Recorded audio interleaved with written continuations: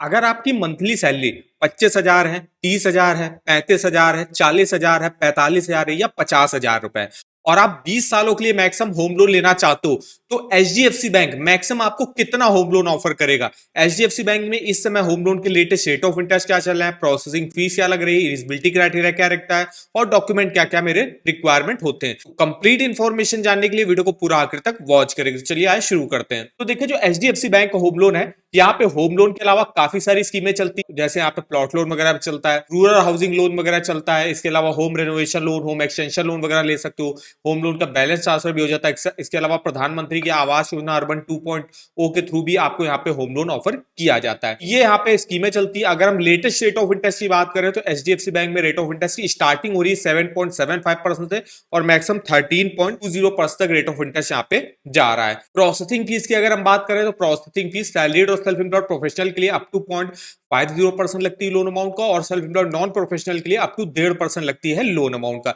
इसके अलावा अगर हम एलिजिबिलिटी क्राइटेरिया की बात करें तो यहाँ पे मिनिमम जो एज अप्लाई करने की रहती है 18 साल रहती है, मैक्सिमम 70 ईयर के से जब अपने लोन को चुका सकते हो। कोई भी सैलरीड सेल्फ एम्प्लॉयड इंडिविजुअल यहाँ से होम लोन के लिए अप्लाई कर सकता है। इंडियन रेजिडेंट या नॉन रेजिडेंट इंडियन भी यहाँ से अप्लाई कर सकते हैं। टेन्योर आप मैक्सिमम 30 सालों के लिए यहाँ पे होम लोन ले सकते हो। अब सेल्फ एम्प्लॉयड की भी यहाँ पे दो कैटेगरी आती है, सेल्फ एम्प्लॉयड प्रोफेशनल और नॉन प्रोफेशनल।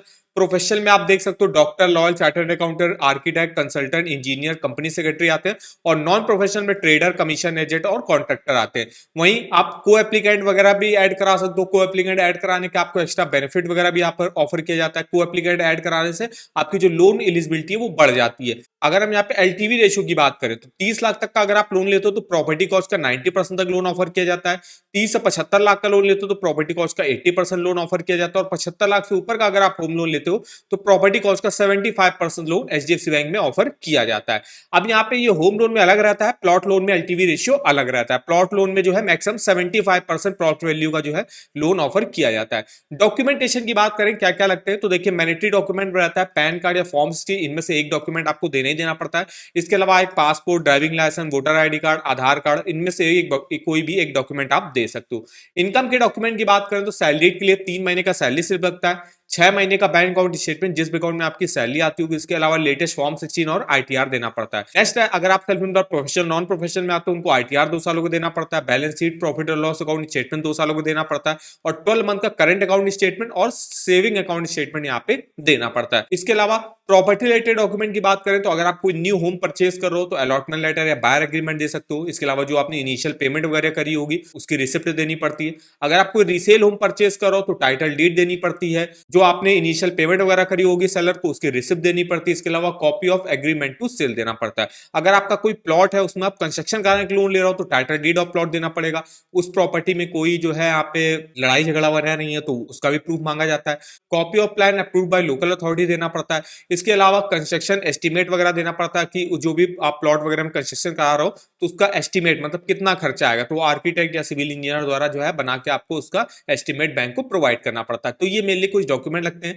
कुछ अदर डॉक्यूमेंट और भी हैं जो बैंक आपसे मांगता है, जैसे कि ओन कंट्रीब्यूशन प्रूफ, जैसे कि जो प्रॉपर्टी वैल्यू का मान लीजिए 80% जो है बैंक आपको ऑफर कर देगा, बाकी का जो 10-20% होगा वो आपको अपनी तरफ से देना पड़ता है, तो वो उसका प्रूफ होना चाहिए। इसके अलावा अगर आप सैलरीड हो तो एम्प्लॉयमेंट कॉन्ट्रैक्ट या अपॉइंटमेंट लेटर वगैरह देना पड़ता है। इसके अलावा अगर आपका ऑनगोइंग लोन ऑलरेडी कोई चल रहा होगा तो उसका भी 6 महीने का स्टेटमेंट बैंक आपसे मांगता है। इसके अलावा लोन का एप्लीकेशन फॉर्म फिलअप करके पासपोर्ट साइज फोटो के साथ देना पड़ता है।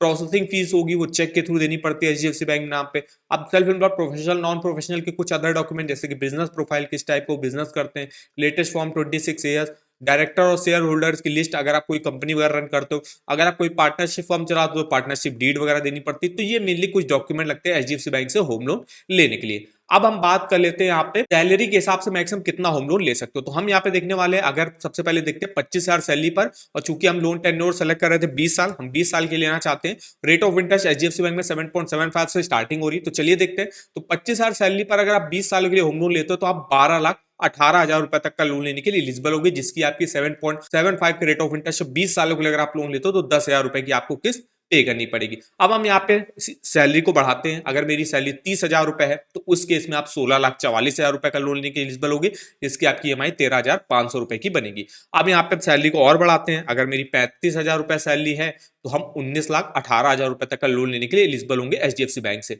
अगर मेरी मंथली सैलरी 40,000 रुपए है तो हम 21,92,000 रुपए तक का लोन लेने के लिए एलिजिबल होंगे।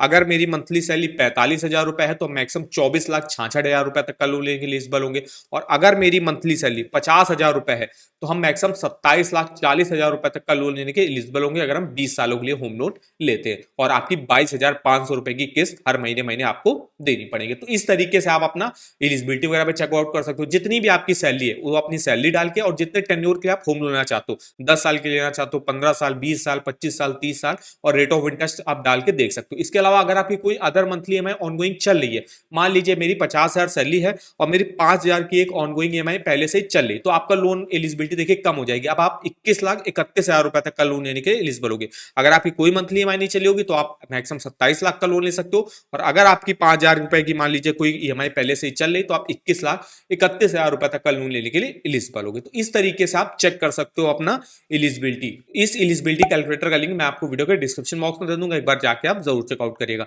अब हम यहाँ पे जान लेते हैं, अगर मैं 27,40,000 रुपए तक का लोन के एलिजिबल हूंगा तो इसकी जो किस्त आ रही है 22,500 रुपए, ये आप कैसे कैलकुलेट करके चेक कर सकते हो। तो इसके लिए जो लोन का अमाउंट है हम कॉपी कर लेते हैं और आ जाते हैं अपने इस होम लोन की ईएमआई कैलकुलेटर पे। यहाँ पे हम अमाउंट डाल देते हैं। रेट ऑफ इंटरेस्ट हमको एचडीएफसी बैंक में 7.75 के रेट ऑफ इंटरेस्ट से स्टार्टिंग हो रही है और 20 सालों के लिए चूंकि हम होम लोन ले रहे हैं, देखिए आपकी करेक्ट 22,500 रुपए की किस्त बन रही, जो आपने यहाँ पे देखा 22,500।